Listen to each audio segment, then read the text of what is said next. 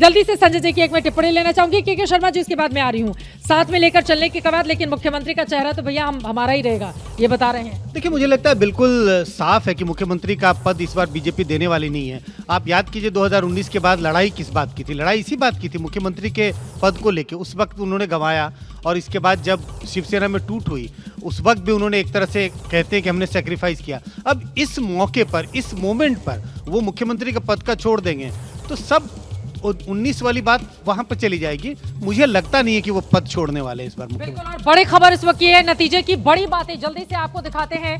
2019 में उद्धव ठाकरे के अलग होने के बाद पार्टी को फडणवीस ने संभाला। देवेंद्र फडणवीस क्यों आगे चल रहे हैं, और देवेंद्र फडणवीस के नाम को हमने चुनावों के दौरान भी देखा था, गृह मंत्री अमित शाह की ओर से उनके नाम को आगे किया गया, लेकिन बाद में फिर थोड़ा सा वो उन्होंने यहाँ पर डैमेज कंट्रोल करने की कोशिश की और कहा कि 23 तारीख के बाद हम डिसाइड करेंगे कौन बनेगा मुख्यमंत्री।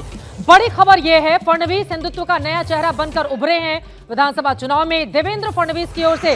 और ये देखिए, बड़े बड़े पोस्टर्स, होर्डिंग भी लगाए जा चुके हैं मुख्यमंत्री के।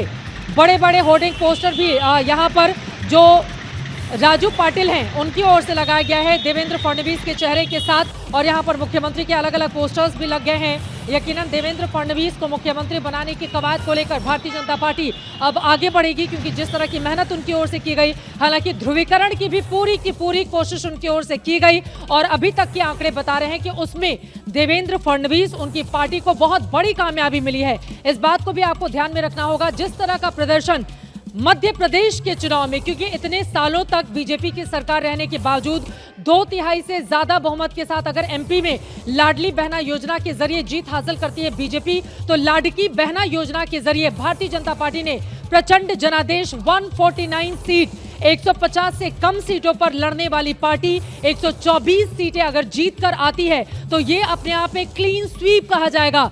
अब दिल्ली की भी लड़ाई बेहद दिलचस्प हो जाएगी। आपको बताते चले कि 25 तारीख से संसद में सत्र शुरू होने जा रहा है, और हम सब जानते हैं अडानी के मुद्दे पर सरकार को घेरने की किस तरह की बड़ी तैयारी विपक्षी दलों की ओर से करके रखी गई है। लेकिन यहाँ पर बड़ी मायूसी, क्योंकि धारावी के मुद्दे को बार बार उठाकर भी यहाँ पर कांग्रेस पार्टी कोई बहुत बड़ी कामयाबी हासिल करती हुई नजर नहीं आई है। एनसीपी शरद पवार 13 सीटों के साथ सबसे बुरा प्रदर्शन कर रहे हैं। शिवसेना उद्धव ठाकरे 19 सीटों के साथ कांग्रेस के मुकाबले थोड़ा बुरा प्रदर्शन, क्योंकि सबसे ज्यादा महाविकास अघाड़ी में कांग्रेस पार्टी ने 101 सीटों पर चुनाव लड़ा था, और 101 सीटें पर चुनाव लड़ने वाली पार्टी 19 के पर आकर अगर अटक जाती है तो आप इससे समझ सकते हैं कि कांग्रेस पार्टी के लिए ये कितनी बुरी स्थिति है। वो भी तब जब कांग्रेस पार्टी ने अभी लोकसभा के चुनाव में 13 सीटों पर जीत हासिल की थी, और सबसे बड़ी पार्टी महाराष्ट्र में लोकसभा में वो बनकर उभरी थी, लेकिन विधानसभा आते आते ऐसे लुढ़क जाती है पार्टी की 20 के आंकड़े को भी क्रॉस कर पाना उसके लिए काफी ज्यादा मुश्किल होता है।